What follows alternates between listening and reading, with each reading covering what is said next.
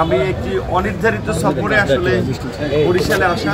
আপনারা জানেন যে বর্তমান পরিস্থিতিতে ফ্যাসিবাদ মাথাচাড়া দিয়ে উঠছে।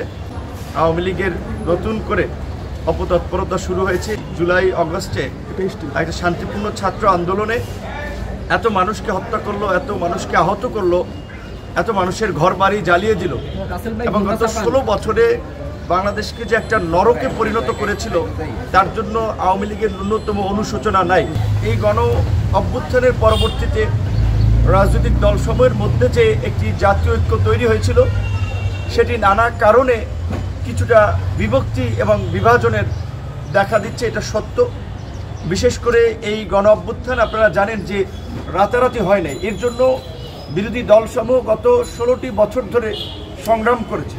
হয়তো জুলাই ছাত্র আন্দোলনকে কেন্দ্র করে সকলের সম্মিলিত প্রচেষ্টায় একটা সফল গণ অভ্যুত্থান হয়েছে। এই আন্দোলনের কারণে আমাদের ছাত্র তরুণদের প্রতি মানুষের একটা অন্যরকমের আশা, ভরসা, প্রত্যাশা হয়েছে।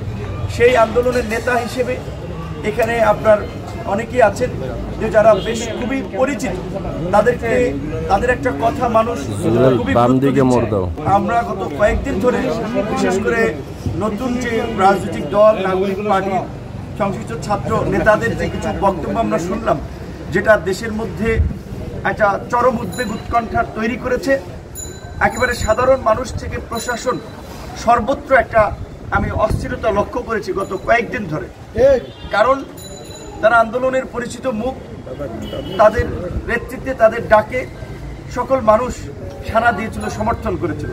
তো এই ছাত্ররা যখন একজন পরিচিত ছাত্রনেতা যখন বলছে তার সাথে সেনা প্রধান কিংবা সেনাবাহিনীর এই ধরনের কথা হয়েছে, তারা আওয়ামী লীগকে পুনর্বাসন করতে চায় রিফাইন্ড আওয়ামী লীগ নামে, এটা কিন্তু জাতির মধ্যে একটা উদ্বেগ তৈরি করে। কিন্তু প্রকৃত অর্থে আমরা যেটা সেনা সদরের বিবৃতিতে জানতে পারছি, ছাত্র নেতারাই আগ্রহ নিয়ে কিন্তু সেনা প্রধানের কাছে মিটিং করতে গিয়েছিলেন। সেনা প্রধান তাদেরকে ডাকে নাই, কারণ সেনা প্রধান প্রোটোকলে এই ছাত্র নেতাদের ডাকার কথা না। এবং এই গণ অভ্যুত্থানে সেনাবাহিনীর অত্যন্ত একটা পজিটিভ এবং সাহসী ভূমিকা ছিল যে গণ অভ্যুত্থানের শেষ দিকে 90-এ যেমন জেনারেল নুরুদ্দিন সাহেব স্বৈরশাসক এরশাদকে বলেছিল যে মিস্টার প্রেসিডেন্ট, আমরা জনগণের বুকের উপর পাড়া দিয়ে, জনগণের উপরে গুলি চালিয়ে আমরা আপনাকে ক্ষমতা রাখতে পারবো না। এই সেনাপ্রধান ওয়াকারুজ্জামানও কিন্তু তার আত্মীয় হোক, তারপরেও কিন্তু শেখ হাসিনাকে পরিষ্কার তার আগের দিন আমরা যতদূর জানি 4 আগস্টই জানিয়ে দিয়েছিলেন আপনাকে ক্ষমতা ছাড়তে হবে। তো সেই সেনাপ্রধানকে নিয়ে নতুন করে বিতর্কিত করা কিংবা সেনাবাহিনীকে জনগণের মুখোমুখি দাঁড় করিয়ে দেওয়া বা সেনাবাহিনীর সাথে একটা কনফ্লিক্ট তৈরি করা, এটা উদ্দেশ্য প্রণোদিত এবং এর পেছনে অন্য কোনো দূরভিসন্ধি আছে কিনা, এই স্ট্র্যাটেজিগুলো বা এই কথাগুলো যারা বলেছেন সেই বিষয়টা আমাদের পরিষ্কার হওয়া দরকার। বিশেষ করে আমাদের ছাত্রনেতা হাসনাত এবং সার্জিসের সাথে কি আলোচনা হয়েছিল, তারা কেন ওখানে গিয়েছিলেন, সেই বিষয়টা তাদের কাছ থেকে জানা দরকার। কারণ আপনারা দেখেছেন যে সবাই পরিচিত ছাত্রনেতাই হাসনাত সার্জিস একটা স্ট্যাটাস দিচ্ছে, আবার আরেকজন ছাত্রনেতা হান্নান মাসুদ সে বলছে আপনারা দুজনের একজন মিথ্যা কথা বলছেন। তাহলে হয়তো তাদের দুজনের একজন সেনাবাহিনীকে নিয়ে মিথ্যা কথা বলছে, নাহলে তারা যেটা বলছেন সেটা সত্য। তো এই ঘটনাটা আমি অনুরোধ করব এই সময়ের এই ছাত্র নেতৃবৃন্দ, তারা যেহেতু একটা দলও করেছেন, তারা তো রাজনীতি করবেন, জাতিকে নেতৃত্ব দিতে চান, কাজেই দায়িত্বশীল জায়গা থেকে এই নাগরিক পার্টি যেন এই ঘটনাটা তদন্ত করে এই ঘটনাটার প্রকৃত রহস্য যেন জাতির সামনে উন্মোচন করে, কারণ নাহলে এটি মারাত্মক ক্ষত তৈরি করবে। সামরিক বাহিনীর বিরুদ্ধে এই ধরনের একটা প্রপাগান্ডা, এবং বিশেষ করে এই মুহূর্তে আপনারা জানেন যে পুলিশ ফাংশন করছে না। সামরিক বাহিনী না হলে এই গত 7 মাসের এই যে যতটুকু স্থিতিশীলতা আমরা দেখতে পাচ্ছি, এইটাও কিন্তু ডিফিকাল্ট হয়ে যেত। এখন আমরা দেখেছি যে রাজনৈতিক দলের নেতৃবৃন্দের আগেও সেনাপ্রধান কিন্তু একটা পরিষ্কার বক্তব্য দিয়েছিলেন যে 18 মাসের মধ্যে জাতীয় নির্বাচন হতে পারে। আমরা রাজনৈতিক দলসমূহ এই অভ্যুত্থানের অংশীজনরা শুরুর দিকে আমরা পরিষ্কার একটা বক্তব্য দিয়েছিলাম যে কোনো ক্ষমতার পরিবর্তনের জন্য, কাউকে এমপি মন্ত্রী বানানোর জন্য এতগুলো সাধারণ মানুষ জীবন দেয় নাই, এই সংগ্রাম করে নাই। এই ফাঁসিবাদী রাষ্ট্র কাঠামোর বিলোপ করে একটা নতুন রাজনৈতিক বন্দোবস্ত এবং বাংলাদেশ 2 বিনির্মাণের যে অঙ্গীকার, সেটা বাস্তবায়নের পরেই একটা অবাধ সুষ্ঠু নিরপেক্ষ নির্বাচনের মাধ্যমে গণতান্ত্রিক প্রক্রিয়া ক্ষমতা হস্তান্তর হবে। কিন্তু গত 7 মাসের আমাদের যে পর্যবেক্ষণ, তাতে এই সরকার সে প্রত্যাশিত মাত্রায় আসলে দেশকে এগিয়ে নিয়ে যেতে পারছে না, নানান ধরনের সংকটের সম্মুখীন হচ্ছে।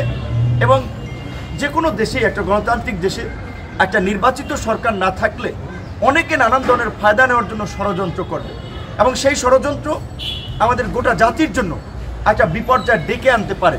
111-এর খবর আপনারা জানেন, অনেকেই বলেছে এই হাসনাত সার্জিস কিংবা এই নাগরিক পার্টি ছাত্রদের এই সাম্প্রতিক মন্তব্য আর একটা 111-এর প্রেক্ষাপট তৈরির একটা মানে নামান্তর, অনেকেই এটা বলছে। কারণ হচ্ছে এরা বয়সে আপনার 23-24 বছর যাই হোক, ছাত্র হোক, তাদের কথার কিন্তু একটা গুরুত্ব আছে, তাদের কথা মানুষ শোনে। বিকজ এখন তারা ওই ফেসবুক, টুইটার, ইউটিউব, সোশ্যাল মিডিয়ার মতো ট্রেন্ডে আছে, ক্লিক করলেই তাদের নিউজ দেখা যায়, তাদের কথা মানুষ শোনে।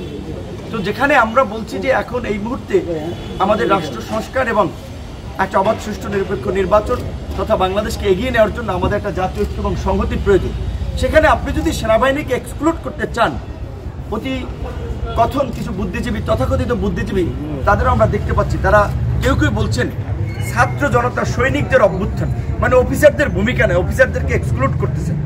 মানে 75-এ যেমনিভাবে আমরা দেখেছি সামরিক বাহিনীর মধ্যে একটা অস্থিরতা তৈরি করা, এখনও সামরিক বাহিনীকে টার্গেট করে একটা অঘটন ঘটানোর একটা পায়তারা চলছে। এই বিষয়ে দেশবাসী সহ রাজনৈতিক মহল সকলকে আমি সচেতন হওয়ার আহ্বান জানাবো, এবং মাননীয় প্রধান উপদেষ্টার প্রতি আমি আহ্বান জানাবো যে যদি সম্ভব হয় ঈদের আগেই আপনি এই চলমান পরিস্থিতিতে একটা জাতীয় সংলাপ ডাকেন।